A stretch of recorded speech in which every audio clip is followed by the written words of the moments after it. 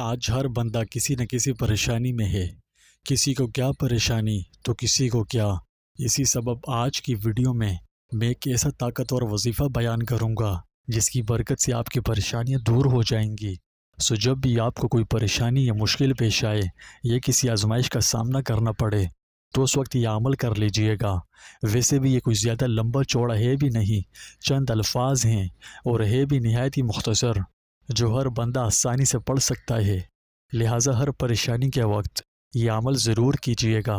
انشاءاللہ اللہ سبحانہ و تعالی آپ کی پریشانی کو دور فرمائیں گے۔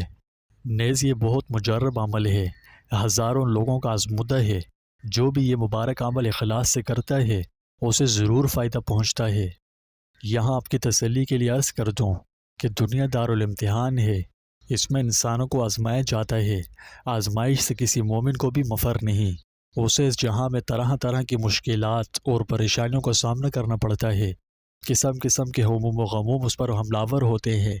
چنانچہ حافظ ابن قیم رحمۃ اللہ علیہ فرماتے ہیں کہ آزمائش کی تکلیف کا احساس ایک ایسا طبی امر ہے جس سے فرار ممکن نہیں۔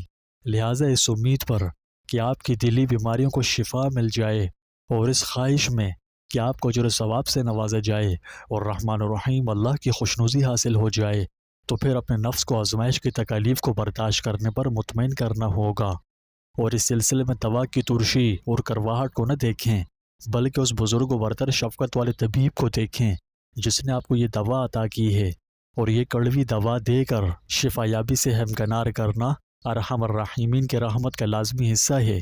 لہٰذا بہترین رحم کرنے والے کی کامل رحمت کا حصہ ہے کہ وہ بندے کو انواع و اقسام کی آزمائش میں مبتلا کرے، کیونکہ وہ بندے کی مصلحت کو زیادہ جانتا ہے۔ پس اس کا اپنے بندے کو آزمائش و امتحان میں مبتلا کرنا اور اسے بہت سی اغراض و شہوات سے روکنا، یہ اللہ کی بندے کے ساتھ رحمت کرنے کا حصہ ہے۔ لیکن بندہ اپنے اوپر ڈالی ہوئی آزمائش کی وجہ سے ظلم و جہالت کی بنا پر اپنے رب تعالیٰ پر معاذ اللہ ظلم وغیرہ کی تہمت لگاتا ہے، اور اس کی آزمائش اور امتحان میں مبتلا کر کے احسان و فضل کی مصلحت کو نہیں سمجھتا۔ آزمائش مومن کے حق میں بہتر ہے، تاہم اس کا مطلب ہرگز یہ نہیں کہ انسان اللہ سے اپنے لیے آزمائشیں مانگے۔ ایسا نہ کرے، کبھی ایسی دعا نہ مانگے، یہ حماقت ہے، بلکہ اس مہربان اور رحمان الرحیم اور کریم اللہ سے ہمیشہ عافیت مانگے۔ اگر دعا کے بعد بھی آزمائشیں آ رہی ہوں تو یہ اللہ کی طرف سے اس پر نازل ہوتی ہیں، لہٰذا اس پر صبر کرتے ہوئے اس سے عافیت مانگیں اور مانگتے رہیں، مگر کبھی اس کی رحمت سے مایوس نہ ہوں۔ رب تعالیٰ سورہ آل عمران کی آیت نمبر 140 میں فرماتے ہیں کہ اگر تمہیں کوئی زخم پہنچا ہے تو یقیناً ان لوگوں کو، مراد کافروں کو بھی اس جیسا زخم پہنچ چکا ہے، اور یہ تو آتے جاتے دن ہیں جنہیں ہم لوگوں کے درمیان باری باری بدلتے رہتے ہیں۔ سورہ نساء کی آیت نمبر 104 میں یہ بھی فرمایا، اگر تم تکلیف اٹھاتے ہو تو یقیناً وہ بھی تکلیف اٹھاتے ہیں جیسے تم تکلیف اٹھاتے ہو، اور تم اللہ سے وہ امید رکھتے ہو جو وہ امید نہیں رکھتے۔ پس تکلیف میں تو کافر اور مومن دونوں برابر ہیں، مگر مومن اس لحاظ سے کافر سے ممتاز ہے کہ وہ اس تکلیف پر صبر کر کے اللہ تعالیٰ کے اجر و ثواب اور اس کے قرب کا حقدار بن جاتا ہے۔ رسول اللہ صلی اللہ علیہ وسلم سے پوچھا گیا کہ سب سے سخت مصیبت کس پر آتی ہے، تو رسول اللہ صلی اللہ علیہ وسلم نے فرمایا انبیاء کرام پر، پھر جو ان کے بعد افضل ہیں، پھر جو ان کے بعد افضل ہیں۔ حضرت ابو ہریرہ رضی اللہ تعالیٰ عنہ سے مروی ہے کہ اللہ کے رسول صلی اللہ علیہ وسلم نے فرمایا، جس کے ساتھ اللہ بھلائی کا ارادہ کرتا ہے تو اسے وہ مصیبت میں مبتلا کرتا ہے۔ سورہ بقرہ آیت نمبر 214 میں اللہ تعالیٰ نے فرمایا کہ اے مسلمانوں، کیا تم نے یہ سمجھ رکھا ہے کہ تم جنت میں یوں ہی داخل ہو جاؤ گے، حالانکہ ابھی تو تمہیں اس جیسے حالات پیش نہیں آئے جیسے ان لوگوں کو پیش آئے تھے جو تم سے پہلے ہو گزرے ہیں۔ ان پر سختیاں اور تکلیفیں آئیں اور انہیں ہلا ڈالا گیا، یہاں تک کہ رسول اور ان کے ایمان والے ساتھ بول اٹھے کہ اللہ کی مدد کب آئے گی؟ یاد رکھو، اللہ کی مدد نزدیک ہے۔ سورہ بقرہ آیت نمبر 155 میں اللہ تعالیٰ فرماتا ہے کہ دیکھو، ہم تمہیں آزمائیں گے ضرور، کبھی خوف سے اور کبھی بھوک سے، کبھی مال و جان اور پھلوں میں کمی کر کے، اور جو لوگ ایسے حالات میں صبر سے کام لیں ان کو خوشخبری سنا دو۔ معلوم ہوا کہ آزمائش ضروری ہے، اور مومنوں کو آزمائش میں مبتلا ہونا سنت جاریہ ہے۔ اگر وہ یہ بات ذہن میں رکھیں تو آزمائش ہلکی محسوس ہوگی اور آپ اس بات کو سمجھ جائیں گے کہ آپ کو عظیم خیر و بھلائی حاصل ہے۔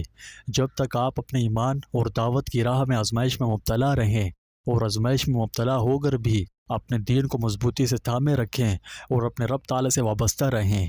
آزمائش کی بہت سی قسمیں ہیں جو انشاءاللہ موقع کی مناسبت سے پھر کبھی عرض کر دوں گا۔ تاہم ذہن میں رکھنے کی بات یہ ہے کہ آزمائش اللہ تعالیٰ کی طرف سے ہوتی ہے اور صرف وہی مشکل دور کر سکتا ہے۔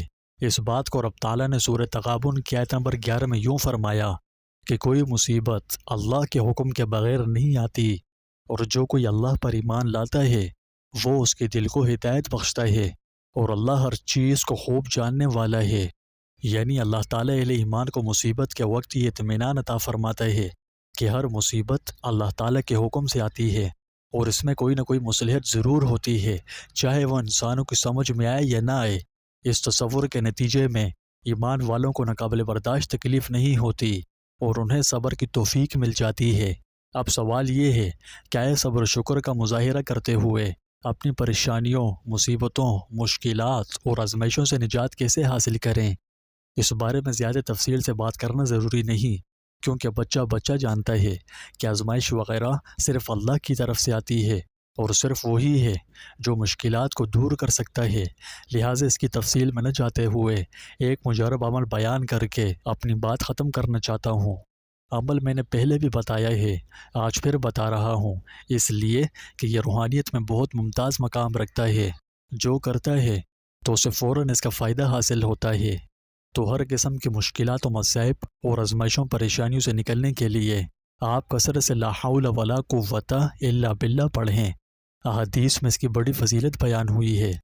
اگر میں اس کی فضیلت بیان کروں تو یہ ویڈیو کافی لمبی ہو سکتی ہے، جبکہ میں ویڈیو کو طویل نہیں کرنا چاہتا، اس لیے اس کی فضیلت موقع کی مناسبت سے پھر کبھی بیان کر دوں گا۔